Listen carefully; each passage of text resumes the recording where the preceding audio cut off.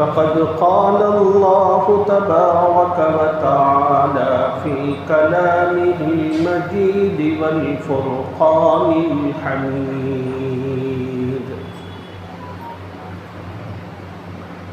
أعوذ بالله من الشيطان الرجيم. بسم الله الرحمن الرحيم. إنا نحن نزلنا الذكر وإنا له لحافظون. وقال تعالى في مقام آخر: إن الدين عند الله الإسلام. صدق الله العظيم.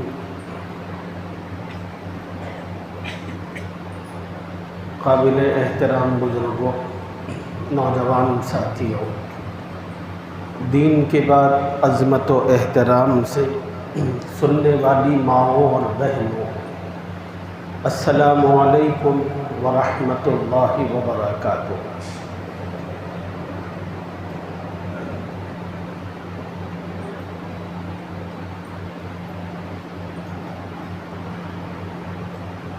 موجودہ وقت میں ملک کی حالات بھی مسلمانوں کے لیے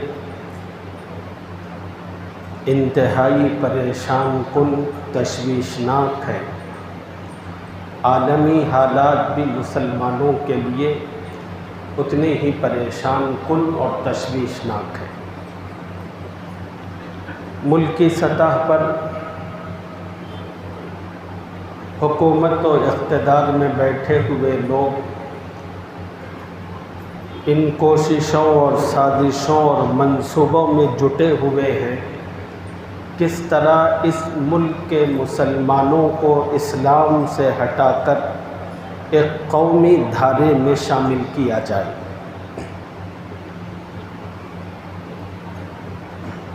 اور کس طرح ہم مسلمانوں کو دیوار سے لگائیں، اس ملک کے اندر ان کو اچھوت بنائیں، اس کے منصوبے چل رہے ہیں۔ اور اسی کی ایک کڑی ہے جو موجودہ حکومت یکساں سول کوڈ کی شکل میں اس ملک کے اندر نافذ کرنا چاہتی ہے۔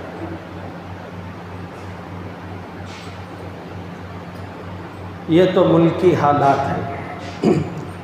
عالمی حالات بھی مسلمانوں کے لیے بہت زیادہ خوشائند نہیں ہیں۔ عالمی سطح پر بھی سب کی سازشیں، سب کے منصوبے، سب کی کوششیں ایک ہی طرح کی ہیں۔ مسلمانوں کو اچھوت بنایا جائے اور مسلمانوں کو شجر ممنوعہ بنایا جائے، کوئی اسلام اور مسلمانوں کے قریب نہ جائے اور ان سے کسی طرح کی ہمدردی ظاہر نہ کرے۔ اس کے لیے عالمی طور پر بھی منصوبہ بند کوششیں ہو رہی ہیں۔ انہی کوششوں کا ایک حصہ ہے کہ ابھی حال ہی میں سویڈن کے اندر، ہالینڈ میں قرآن پاک کے نسخوں کو نظر آتش کیا گیا۔ اس کا مقصد یہی تھا کہ مسلمانوں کے جذبات کو ٹھیس پہنچانا، ان کو دلی اور ذہنی طور پر اذیت میں مبتلا کرنا اور مسلمانوں کو ایکشن سے متعلق ابھارنا، یہ اس کے پیچھے بنیادی مقصد۔ ظاہر سی بات ہے کہ مسلمان اللہ کے معاملے میں، قرآن کے معاملے میں، رسول کے معاملے میں بہت حساس واقع ہوا ہے۔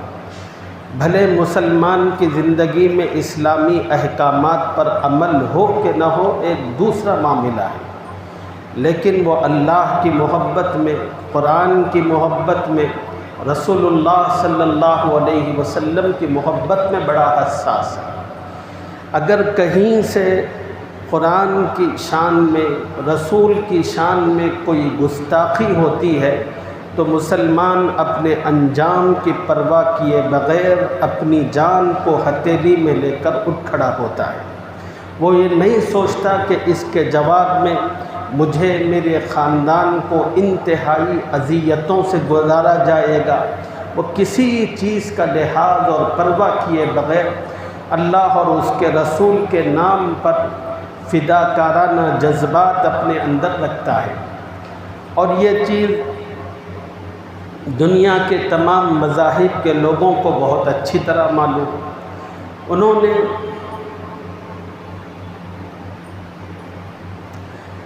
اس محبت کو مسلمانوں کے دلوں سے کھرچنے اور نکالنے کی بڑی کوششیں اور بڑے منصوبے کر لیے، لیکن انجام کا ان لوگوں کو اپنے اس منصوبے میں ناکامی کا منہ دیکھنا پڑا۔ اور پھر اس وقت دنیا کے اندر 63 ملکوں پر مسلمانوں کی حکومت ہے، لیکن اس وقت جو مسلمان حکمران اپنے اپنے ملکوں میں موجود ہیں، یہ اتنے بے غیرت، اتنے بے ضمیر لوگ ہیں، اور وہ سب کے سب یورپ اور امریکی ملکوں کے سامنے اور ان کے آقاؤں کے سامنے دست بستہ کھڑے ہو گئے۔ وہ کہتے ہیں کہ آقا آپ جو چاہیں کر سکتے ہیں، جو چاہیں بول سکتے ہیں، آپ کی جو مرضی اور منشا ہوگا ہم اپنے ملکوں میں اس کو نافذ کریں گے اور اس پر کسی قسم کی چون و چرا نہیں کریں گے۔ مسلمان حکمرانوں کی اس بے ضمیری اور بے غیرتی کی وجہ سے اس وقت دنیا میں تمام مختلف مذاہب کے حکمرانوں کو اسلام اور مسلمانوں کو نشانہ بنانے کی جس قدر کھلی آزادی ملی ہے، اس سے پہلے کبھی میسر نہیں تھی پوری دنیا کی تاریخ میں۔ ہاں، یہ ضرور تھا کہ ہر وقت قرآن سے متعلق کوششیں ہوتی تھیں، لیکن یہ کوششیں کبھی 50 سال کے بعد، کبھی 100 سال کے بعد ایک لمبے لمبے وقفے سے کہیں کہیں ہوتی تھی، اور مسلمانوں کا جو رد عمل آتا تھا تو اس پر سب کے سب لوگ ڈرتے تھے، اور ڈر کر پھر سب جگہ خاموشی چھائی جاتی تھی، اور پھر ایک لمبے عرصے کے بعد اس طرح کی کوئی کوشش شروع کی جاتی تھی۔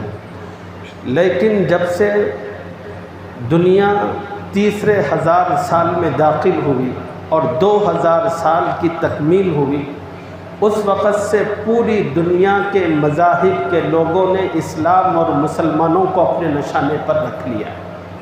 اس سے پہلے 9/11 کا واقعہ بنایا گیا، اور اس واقعے کے ذریعے مسلمانوں پر ملبہ گرایا گیا، اور پھر اس وقت سے لے کر یورپ کے مختلف ملکوں میں، کبھی امریکہ میں، کہیں پر، اور ایسی حرکتیں کی جاتی رہیں کہ جس کی وجہ سے مسلمانوں کو ذہنی اور قلبی اذیت پہنچائی جا سکے۔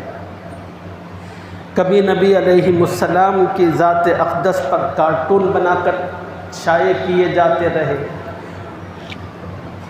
اور کبھی قرآن پاک کو جلایا جاتا رہا، اور ابھی کی جو کوشش ہے وہ سویڈن کے اندر۔ یہ تمام کوششیں اس وقت دنیا کے مذاہب والے کیوں کر رہے ہیں؟ اس کی وجہ یہ ہے کہ ان کو اسلام اور مسلمانوں سے شدید ترین نفرت ہے۔ وہ چاہتے ہیں کہ ہمارا اپنا جو کلچر ہے، ہماری اپنی جو تہذیب ہے، ہماری اپنی جو ثقافت ہے، وہ دنیا کے اندر فروغ پائے، دنیا کے تمام لوگ اس کو قبول کریں اور اس پر عمل کریں۔ اب چونکہ ان یورپ کے رہنے والے لوگوں کا مذہب اسلام تو ہے نہیں، اس لیے وہ اسلام کو پسند نہیں کرتے، چنانچہ وہ اسلام کو بدنام کرنے کی کوشش کر رہے ہیں۔ لیکن اللہ جو غیر معمولی تدبیر، قوت و قدرت رکھنے والے ہیں، ان کا بھی معاملہ بڑا عجیب۔ یہ لوگ جتنا چڑ رہے ہیں اسلام سے، مسلمانوں سے، دوسری طرف اللہ تعالیٰ ان ملکوں کے اندر جو باضمیر لوگ ہیں، شعور رکھنے والے لوگ ہیں، ان کو اسلام کی طرف اتنا ہی متوجہ فرما رہے ہیں، اور یہ چیز نے ان لوگوں کی مت مار دی ہے۔ اس لیے اب وہ اپنے لوگوں کو اسلام سے روکنے اور مسلمانوں کو بدنام کرنے اور ساری دنیا کے اندر مسلمانوں کو قرآن کو اسلامی تعلیمات کو ایک دہشت کے طور پر پھیلانے میں اپنی ساری کی ساری قوت اور مشنری صرف کر رہے۔ ان حالات کے اندر ہم مسلمانوں کو کرنا کیا چاہیے؟ اس سے پہلے اس قرآن سے متعلق چند باتیں ہر مسلمان کو سمجھنا اور جاننا ضروری ہے۔ یہ قرآن ہے کیا؟ یہ قرآن کس کی کتاب ہے؟ اللہ تعالیٰ نے قرآن پاک کے اندر خود اس قرآن مجید سے متعلق بڑی وضاحت کے ساتھ فرمایا، حامیم تنزیل الکتاب من اللہ العزیز الحکیم۔ لوگوں، یہ جو قرآن مجید ہے یہ اس اللہ کی طرف سے نازل کردہ ہے جو غالب ہے اور ہر قسم کی قوت و قدرت والا اور حکمت والا ہے، اس ذات اقدس کی جانب سے نازل کردہ کلام ہے۔ سب سے پہلی بات، اللہ تعالیٰ نے قرآن کا تعارف ایک نہیں قرآن میں سینکڑوں آیتوں میں کروا کر اس بات کی وضاحت فرمائی، یہ کوئی انسانی کلام نہیں ہے، یہ اللہ کا رب العالمین کا اس جہاں کے خالق و مالک پالنہار کی جانب سے نازل کردہ کلام ہے۔ اور یہ کلام اللہ تعالیٰ کا ہر قسم کے شکوک و شبہات سے پاک ہے۔ سب سے پہلے اللہ نے جب قرآن پاک کی صورت رکھی سورہ بقرہ، اس میں جو پہلی بات اللہ نے بتائی وہ یہی، الف لام میم ذالک الکتاب لا ریب فیہ۔ لوگوں، یہ اللہ کی کتاب جس کو تم اپنے ہاتھوں میں پکڑ کر بیٹھے ہو، جس کو پڑھ رہے ہو، اس کتاب سے متعلق سب سے پہلے اپنا دل اس یقین کے ساتھ بھر لو، یہ کتاب اللہ کی ہے، اس میں شک و شبہ کی کوئی گنجائش نہیں ہے۔ یہ کتاب اللہ تعالیٰ نے آج سے تقریباً 1450 سال پہلے عرب کے ایک مشہور ترین شہر مکۃ المکرمہ میں حضرت محمد الرسول اللہ صلی اللہ علیہ وسلم پر جب آپ کی عمر مبارک 40 برس ہو چکی تھی، آپ غار حرا میں موجود تھے اور اپنے سب سے معزز و محترم فرشتے جبرائیل امین کی وساطت سے نازل فرمائی، اور یہ کتاب اللہ تعالیٰ نے 23 سالوں میں دھیرے دھیرے تھوڑی تھوڑی کر کے نبی علیہ السلام پر نازل فرمائی۔ جب یہ کتاب نازل ہوئی اور اللہ کے نبی نے اس کتاب کی آیتوں کو مکے کے بازاروں میں، مکے کے گلیوں میں، اپنی نمازوں میں پڑھنا شروع کیا تو پورا مکے کے اندر ایک انقلاب اور کوہرام برپا ہو گیا، اس لیے کہ مکے کے لوگ عربی دان تھے، ان کو عربی زبان پر بہت کمانڈ حاصل تھا، اتنا کمانڈ تھا کہ 6 سال کی بچی بھی بغیر کسی تکلف کے ٹھہرے ٹھہرے جو باتیں چل رہی ہوتی تھیں اس کو اشعار میں پیش کر سکتی تھی، اتنا کمانڈ حاصل تھا۔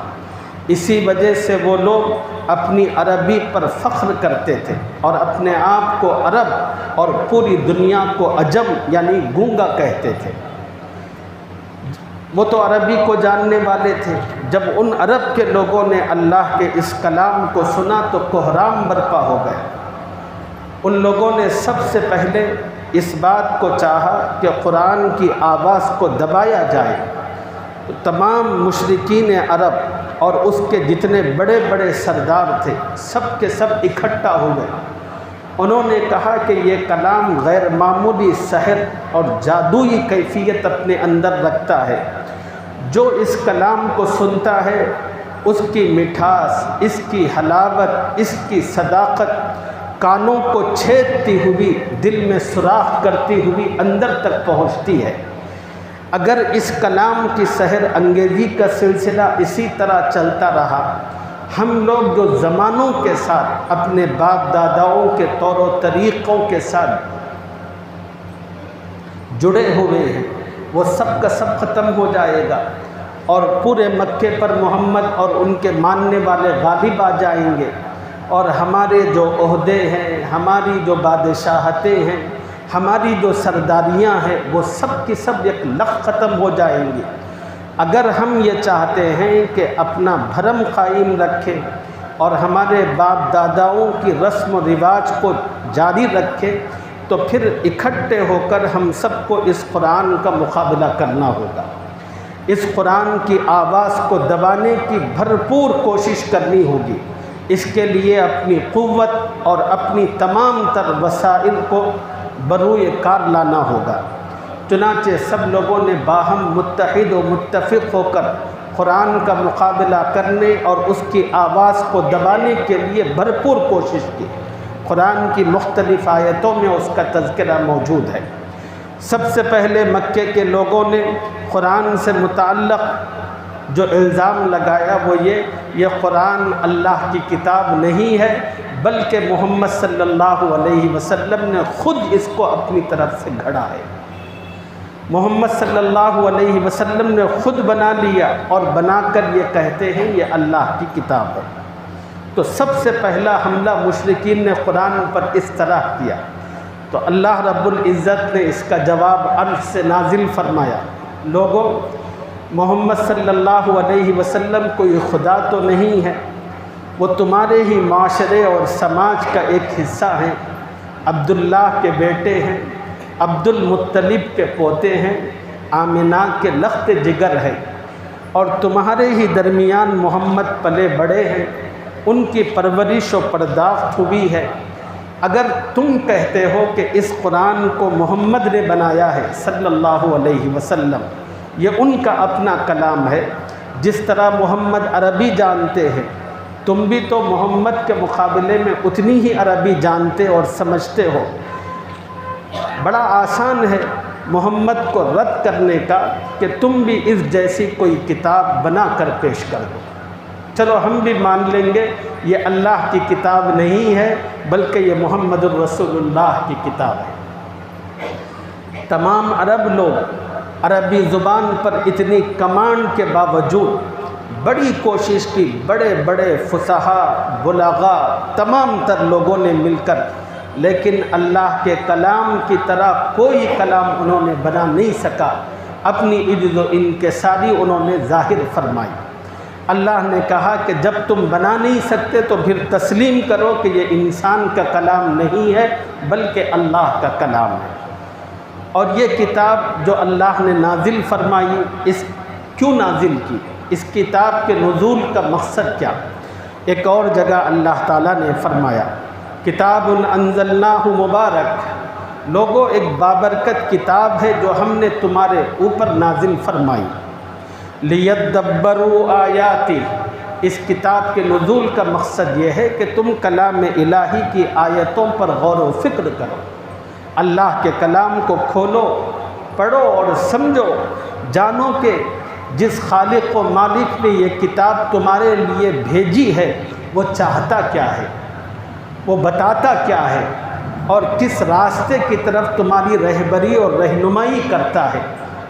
اس پر غور و فکر کرو، لیدبروا آیاتی ولیتذکر اولو الالباب، اللہ نے کہا کہ اگر تم غور و فکر کرو گے تو پھر تمہیں نصیحت ملے گی۔ اور پھر اصل مقصد قرآن کا کیا ہے؟ اللہ تعالیٰ نے ایک اور جگہ فرمایا، کتاب انزلناہ الیک لتخرج الناس من الظلمات الی النور، لوگوں ہم نے یہ کتاب اس لیے نازل فرمائی تاکہ لوگوں کو اندھیروں سے نکال کر روشنیوں کی طرف لائے۔ یہ قرآن، یہ کتاب روشنی دکھانے والی ہے، انسان کی رہنمائی کرنے والی ہے۔ دیکھیے قرآن نے بڑی عجیب جملے کہے، قرآن کا ایک ایک جملہ غور و فکر سے تعلق رکھتا ہے۔ قرآن نے کہا قرآن کے علاوہ جو کچھ ہے اس دنیا میں وہ اندھیرا ہے۔ اندھیرا اور روشنی دو ایسی چیزیں ہیں جس کو ہر انسان، پڑھا لکھا، بے پڑھا لکھا، شہر والا، قریے اور دیہات کا رہنے والا، اس سے سب واقف ہیں۔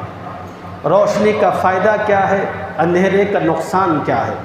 انسان جب اندھیرے میں ہوتا ہے تو اس کو کچھ سجھائی نہیں دیتا، اس کو پتہ نہیں چلتا کہ کہاں پر سانپ ہے، کہاں بچھو ہے، کہاں گڑھا ہے، کہاں پتھر ہے، کہاں پر کھائی ہے، انسان کو کچھ پتہ نہیں چلتا۔ لیکن روشنی جب آتی ہے تو انسان کو ہر چیز بڑی واضح طور پر نظر آتی ہے۔ تو اللہ رب العزت نے فرمایا کہ لوگوں، اللہ نے قرآن اس لیے نازل فرمایا تمہیں اندھیروں سے نکال کر روشنی عطا کرے، روشنیوں کی طرف لائے۔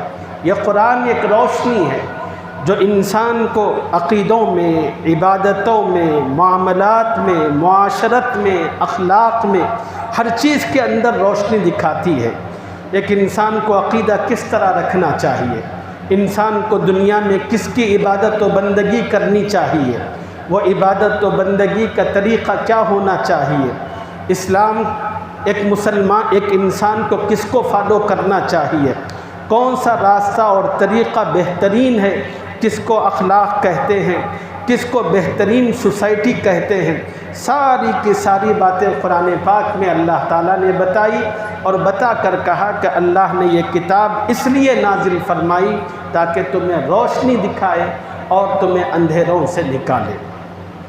ایک اور جگہ اللہ تعالیٰ نے اس قرآن سے متعلق فرمایا، ھذا کتاب انزلناہ مبارک، لوگوں یہ کتاب قرآن مجید جو اللہ نے نازل کی ہے بڑی بابرکت کتاب ہے، بڑی بابرکت کتاب۔ برکت کہتے کس کو ہیں؟ برکت یہ اللہ کی ایک نعمت ہے اور غیر محسوس ہے، اور خدا کی یہ نعمت انسان کی زندگی کے جس حصے سے وابستہ ہوتی ہے وہاں پر انسان بہت زیادہ خیر دیکھتا ہے۔ اگر یہ برکت کسی انسان کی عمر کے ساتھ مل جائے تو عمر تو ہوتی ہے 60-65 سال ہی کی، لیکن آدمی ان 60-65 سال کے وقت میں اتنا کام کرتا ہے، اگر اس کام کو دیکھیں تو حیرت ہوتی ہے کہ اگر 130 سال کا وقت ہو، آدمی کوشش کرے تو اتنا کام نہیں ہو سکتا۔ پھر اتنے مختصر سے وقت میں وہ کام کیسے ہو گیا؟ وہ برکت کی وجہ سے ہوا۔ یہ برکت یہ دنیا میں کسی جگہ پر حاصل نہیں ہوتی، یہ اللہ کی نعمت ہے۔ خدا کی فرما برداری، نبی کی اتباع کی برکت سے انسان کی زندگی میں وہ داخل ہوتی ہے، اترتی ہے، جس حصے میں آتی ہے وہاں خیر ہی خیر وجود میں آتا ہے۔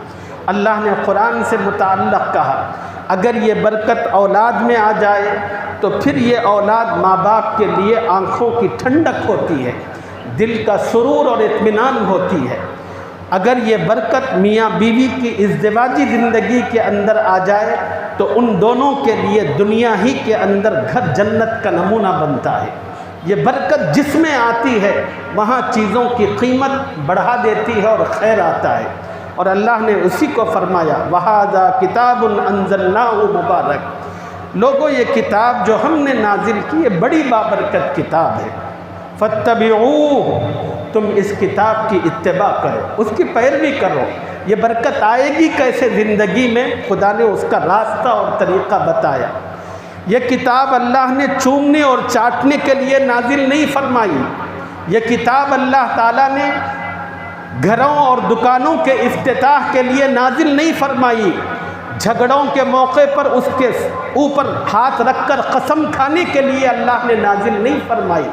یہ کتاب اللہ تعالیٰ نے انسانوں کو ہدایت دینے کے لیے، ان کو راہ راست دکھانے کے لیے، ان کو رہنمائی دینے کے لیے، ان کو اونچا کرنے کے لیے نازل فرمائی۔ بے شک اس کتاب کے دیگر فوائد بھی ہیں، لیکن افسوس کی بات یہ ہے کہ آج ہم مسلمانوں نے اس کتاب کے جو ضمنی فائدے تھے ان کو پکڑ لیا اور اصل کتاب کو اور اصل مقاصد کو چھوڑ دیا۔ فَاتَّبِعُوهُ، اللہ نے فرمایا کہ اس کی اتباع کریں۔ سوال یہ ہے کہ اتباع زندگی میں کیسے آئے گی؟ تو اس کے لیے آپ کو قرآن کے حقوق جاننا ضروری ہے۔ قرآن سے متعلق 4 قسم کے حقوق ہر مسلمان پر عائد ہوتے ہیں۔ پہلا حق ہے کلام پاک کا پڑھنا، دوسرا ہے سمجھنا، تیسرا ہے عمل کرنا، چوتھا ہے اللہ کے اس پیغام کو دوسروں تک پہنچانا۔ یہ چوتھا حق ہے۔ افسوس کی بات یہ ہے کہ اس وقت پوری دنیا میں مسلمانوں کی اکثریت قرآن کے پہلے حق ہی کو پورا کرنے سے قاصر ہے۔ دنیا کی ایک بہت بڑی تعداد مسلمانوں کی ایسی ہے جو اللہ کا کلام پڑھنا ہی نہیں جانتی۔ دنیاوی تعلیم کے اندر بڑی بڑی ڈگریاں انہوں نے حاصل کی، لیکن دین کے اعتبار سے LKG اور UKG کی بھی قابل نہیں ہے۔ قرآن کا کلام پڑھ نہیں سکتے، الف با پڑھ نہیں سکتے، یا تک ان کو واقفیت ہی نہیں ہے۔ جب حروف تہجی سے الفابت سے واقفیت نہیں ہوگی پھر قرآن کیسے پڑھیں گے؟ یہ قرآن کا پہلا حق ہے جو قرآن مطالبہ کرتا ہے۔ نبی رحمت صلی اللہ علیہ وسلم کو اللہ نے جو ذمہ داریاں عطا فرمائی، پہلی ذمہ داری ہے یتلو علیہم آیاتی، اے نبی آپ کی پہلی ذمہ داری ہے کہ اللہ کے کلام کی تلاوت کریں۔ نبی تلاوت کرتے تھے تو اس کلام کی سحر انگینی آفرینی لوگوں کو جکڑ لیا کرتی تھی، اور لوگ باوجود دشمنی کے نبی کا قرآن سننے کے لیے مجبور ہوا کرتے تھے۔ موقع اور وقت ہے نہیں کہ وہ واقعات و تفصیلات آپ کی خدمت میں عرض کروں۔ پہلا حق ہے قرآن پاک کا پڑھنا۔ اگر آپ پڑھنا جانتے ہیں تو بہت اچھی بات، نہیں جانتے تو پھر پڑھنا شروع کیجیے۔ آپ کے جو بچے ہیں ان بچوں کی زندگی پر غور کیجیے۔ آپ کے بچے اسلام سے قرآن سے قریب ہیں یا دور ہیں؟ آج کی ہمارے سماج کی جو ترجیح ہے وہ ہے دنیا۔ ہماری ترجیح قرآن اور اسلام اور نبی اور خدا ہونا چاہیے تھا۔ ہماری جو ترجیح ہے یہ نہیں ہے، ہماری ترجیح دنیا ہے۔ یہی وجہ ہے کہ جس کی وجہ سے آج دنیا میں چاروں طرف مسلمان بڑے پریشان ہیں، اور مسلمان اس پریشانی سے نکلنا چاہتے ہیں تو اس کا واحد حل ایک ہی ہے، وہ یہ ہے کہ مسلمان اپنی ترجیح کو تبدیل کریں۔ مسلمان اپنی ترجیح قرآن کو بنائیں، اپنی ترجیح خدا کو بنائیں، اپنی ترجیح رسول کو بنائیں۔ یہ جو غیر مسلمین جتنی سازشیں رچ رہے ہیں اسلام اور خدا کے نام کو اور قرآن کو مٹانے کی، آپ ان کو اتنا ہی چڑ دلائیں۔ آپ کہیں اچھا آپ ہمارے قرآن کو ہمارے رسول کے نام کو ختم کرنا چاہتے ہو، دیکھو ہم اپنے رسول سے اپنے قرآن سے اپنے خدا سے کتنی محبت کرتے ہیں۔ اپنے عمل کو اپنے کردار کو اس قرآن کے مطابق بناؤ، اپنی خوشیوں کو اور اپنے غم کو قرآنی ہدایات اور تعلیمات کے مطابق کرو۔ یہ دشمنان دین کے لیے آپ کا سب سے بہترین اور خوبصورت جواب ہوگا۔ دشمنان دین اپنی تمام تر تدبیروں کے اندر ناکامی سے دوچار ہوں گے، لیکن چونکہ آج ہماری جو پرائیورٹی ہے، ترجیح ہے، وہ دین ہے نہیں، قرآن ہے نہیں، ہماری ترجیح قرآن ہے۔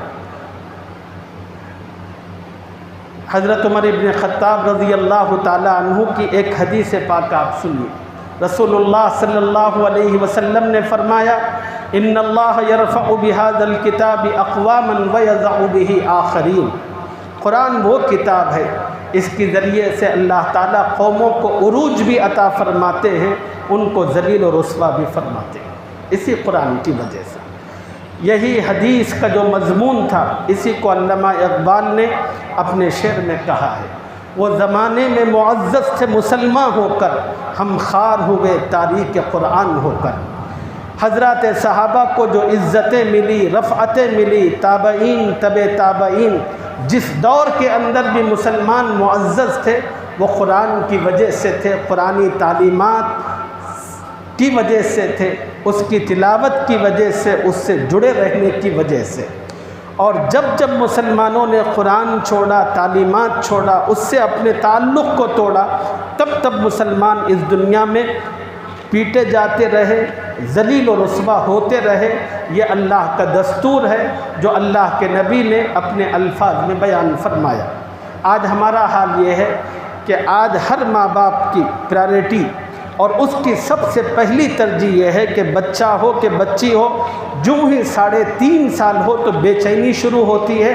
بلکہ آج کل ہمارے اپنے شہر حیدرآباد میں ایسے ایسے اسکول قائم ہوئے ہیں، ابھی ماں کے پیٹ میں بچہ ہوتا ہے، ماں باپ دونوں جا کر خوشی خوشی اپنے بچے کا ایڈمیشن کرواتے ہیں لاکھوں روپئے دے کر کہ ہمارے بچے کا داخلہ آپ کے اسکول کے اندر ہو۔ ابھی بچہ وجود میں آیا نہیں، دنیا کے اندر پریکٹیکل طور پر آیا نہیں، اس سے پہلے بچے کا داخلہ کروایا جا رہا ہے۔ ہماری حرص، ہماری ترجیح دنیا پر کس طرح کی ہے آپ دیکھیے۔ ہم بچے کو اسکول بھیجتے ہیں، اسکول لے جانے کے لیے باپ بھی متحرک، ماں بھی متحرک، اور اس اسکول کے لیے ڈریس بھی ہے اور بہترین فیسز بھی ہے، تمام کی تمام چیزیں ماں باپ کچھ بھی کریں گے، کوشش کریں گے، ادا کریں گے۔ لیکن دین سے متعلق ہماری اپنی ترجیح کیا ہے؟ بچے کو قرآن پڑھانے کے لیے، دین سمجھانے کے لیے، ارے مولوی کو چھوڑو، بہت پیسے دینے پڑیں گے، بلکہ کسی خاتون کو، وہ بھی ایسی بوڑھی خاتون جس کے دانت بھی جا چکے ہیں، جس کی زبان سے نہ صحیح طور پر حروف نکلتے ہیں اور جس کو خود پڑھنا صحیح نہیں آتا، جس کے پاس کوئی سرٹیفکیٹ اور سند بھی نہیں، ایسی جگہ اپنے بچوں کو قرآن پڑھنے کے لیے بھیجتے ہیں، اور وہاں پر بھیجتے ہوئے نہ کسی قسم کا کوئی اہتمام، کچھ نہیں۔ ظاہر سی بات ہے کہ پہلے مرحلے سے بچہ جب نشو و نما پا رہا ہے، وہ سمجھتا ہے کہ اصل چیز دنیا ہے، دین نہیں ہے۔ اگر یہ دین اصل ہوتا تو ہمارا باپ اور ہماری ماں اس کے لیے ہمیں اہتمام کرواتی، اور ہم بھی دین سے دور، اور ہماری نسلیں بھی ابتدائی مرحلے سے دین سے دور ہو کر زندگی گزار رہی ہے۔ اب یہ جو موجودہ حکومت ہمارے ملک کے اندر ہے، یکساں سول کوڈ نافذ کرنا چاہتی ہے، اس کو مسلمانوں کے اندرونی حالات کا علم نہیں ہے، اس کو یہ سب چیزوں کی ضرورت ہے ہی نہیں، اس لیے کہ خود مسلمان بڑی آسانی کے ساتھ اپنے اسلام و ایمان سے دستبردار ہونا چاہتے ہیں، غیروں کی تقلید اور ان کے طریقوں اور نمونوں کو اپنی زندگی میں لاگو کرنا چاہتے ہیں۔ میرے دوستو، سدھریے، سمجھیے کہ آپ کون ہیں۔ آپ کوئی غیر نہیں ہیں، آپ اللہ کے بندے ہیں، آپ مسلمان ہیں، محمد الرسول اللہ صلی اللہ علیہ وسلم کے امتی ہیں، قرآن کو ماننے والے ہیں۔ ان سے متعلق آپ کی کیا ذمہ داریاں عائد ہوتی ہیں، ان ذمہ داریوں کو محسوس کیجئے، زندگی کو غفلت میں مت گزاریے، کچھ اپنے اندر احساس پیدا کیجئے، اور اپنے بچوں کی، اپنے گھر کی اور اپنے سماج کا جائزہ لیجئے، کچھ خیر اور بھلائی کا کام کرنے کی کوشش کیجئے۔ جب تک سانسوں کا رشتہ اللہ تعالیٰ نے آپ کے لیے باقی رکھا ہے، اس وقت تک ہی آپ کچھ کر سکتے ہیں، اس کے بعد کچھ نہیں کر سکتے۔ آپ غفلت کی زندگی مت گزاریے، یہی اس جمعہ کا آپ حضرات کی خدمت میں میرا پیغام تھا۔ تو ایک عالمی سطح پر قرآن کی جب بے حرمتی کی گئی، اس کا جواب مسلمانوں کا یہ ہونا چاہیے کہ ہم قرآن سے اپنے آپ کو اور اپنے رشتے کو مضبوط کریں، قرآن پڑھیں، قرآن سمجھیں، قرآنی دروس اور حلقے جہاں کہیں ہوتے ہیں، پورے اہتمام کے ساتھ اپنی تمام تر ذمہ داریوں کو آگے پیچھے کرتے ہوئے بیٹھیں، سنیں، اس لیے کہ یہ اللہ کا کلام ہے۔ بھائی، آپ کا اگر کوئی دوست انگلستان میں رہتا ہے، انگلینڈ اور لندن، یورپ اور فرانس میں رہتا ہے، وہاں سے اس نے کوئی خط آپ کے لیے بھیجا، آپ کے دل میں کتنی تڑپ اور طلب ہوتی ہے، میں جانوں تو صحیح، میں معلوم تو کروں صحیح، میرے جگر نے، میرے دوست نے میرے لیے کیا پیغام بھیجا ہے۔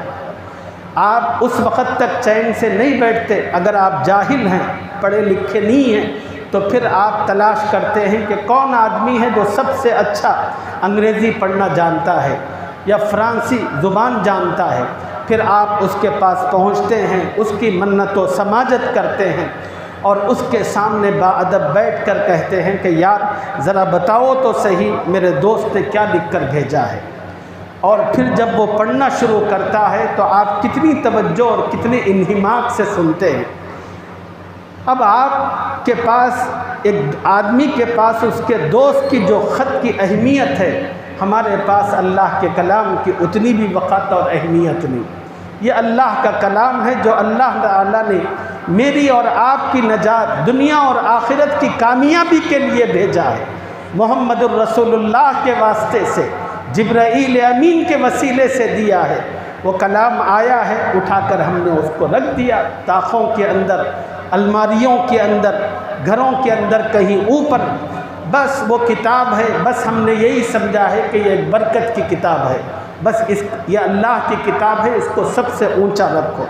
بس شادی ہوئی اور جہیز کی جو فہرست بنتی ہے، سب سے پہلے قرآن مجید لکھا جاتا ہے، اور بیٹی بھی سمجھتی ہے کہ پورے جہیز کی چیزوں میں سب سے عزیز چیز قرآن ہے۔ جب اس کو لے جا کر وہ کمرے میں رکھتی ہے تو کہتی ہے کہ سب سے پہلے نمبر پر تھا، اس لیے سب سے پہلے نمبر پر اونچا رکھو، اتنا اونچا کہ زندگی میں موت تک کبھی وہاں تک ہاتھ نہ جائے۔ اس طرح زندگی گزاری جا رہی ہے۔ قرآن سے اپنے تعلق کو بہتر بناؤ، پڑھو، سمجھو، عمل کرو۔ عمل کریں گے تو پھر اللہ چوتھے مرحلے کی اپنے کرم سے توفیق دیں گے قرآن کے پیغام کو پہنچانے کی۔ اور دوسری طرف ملک میں یکساں سول کوڈ نافذ کرنے کی موجودہ حکومت کی جانب سے جو مذموم ناپاک کوشش کی جا رہی ہے، اس کے خلاف مسلمانوں کو سیسا پلائی دیوار بننا چاہیے۔ مسلمانوں کو خواب غفلت سے جاگنا ہے۔ لا کمیشن آف انڈیا کی جانب سے جو ملک کے تمام شہریوں سے یکساں سول کوڈ سے متعلق رائے طلب کی جا رہی ہے، اس میں ہر مسلمان مرد عورت کو اپنی رائے بھرپور طریقے پر دینی چاہیے۔ ہر ایک کے پاس مسلم پرسنل لا بورڈ کی جانب سے بھیجا ہوا QR کوڈ موجود ہوگا۔ آپ اس کوڈ پر جائیے، اس کو کلک کیجئے، وہ ویب سائٹ کھلے گا، درخواست آئے گی، پھر آپ اپنا نام منشن کیجئے، پھر اس کو لا کمیشن آف انڈیا کے پاس بھیجئے، جس میں لا کمیشن آف انڈیا سے یہ کہا گیا کہ مسلمان یکساں سول کوڈ کا بالکل مخالف ہے۔ مسلمان یہ چاہتا ہے کہ اس کے جو پرسنل مسائل ہیں، ان پرسنل مسائل کو قرآن و حدیث کی روشنی میں حل کرنے کا جس طرح ملک کے دستور کے اندر اس کو حق دیا گیا اور تحفظ دیا گیا، مسلمان اسی کا پابند ہے، اور آپ کو بھی تلقین کرتا ہے کہ آپ یکساں سول کوڈ کے چکر میں نہ پڑیے، بلکہ دستور نے جو آزادی اور حق دیا ہے، اس حق کا پاس و لحاظ رکھیے۔ یہ پوری اس درخواست کا خلاصہ ہے۔ تو آپ سے گزارش ہے کہ آپ جتنے نوجوان ہیں، ہر آدمی، ہر گھر کا ذمہ دار اور سرپرست جس طرح CAA سے متعلق جس قسم کی بیداری اور شعور کا مظاہرہ مسلمانوں کے اندر ہوا تھا، اسی طرح کا مظاہرہ اس وقت ہونا ہے۔ آنے والے مہینے کی جولائی کی 14 تاریخ یہ آخری تاریخ ہے۔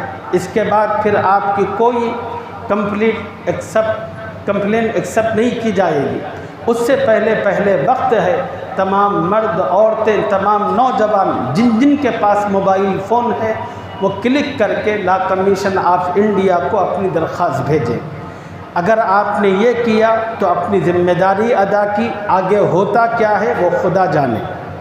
اگر آپ نے اس وقت یہ ذمہ داری ادا نہیں کی تو پھر اس کا مطلب کیا ہوگا وہ آپ کو بتا کر اپنی بات ختم کرتا ہوں۔ اس کا مطلب یہ تھا کہ آپ بھی اس ملک سے اسلام کو ختم کرنے کے حکومت کے جو فیصلہ تھا اس سے آپ متفق تھے، یہ ہے اس کا مطلب۔ اگر آپ نے یہ کام نہیں کیا تو پھر آپ مجرم ہیں۔ اللہ تعالیٰ مجھے اور آپ کو حقیقتوں کو سمجھنے کی توفیق عطا فرمائے، اور جو باتیں کہی گئی ان پر عمل کی توفیق عنایت فرمائے۔ آمین یا رب العالمین۔ وآخر دعوانا الحمد للہ رب العالمین۔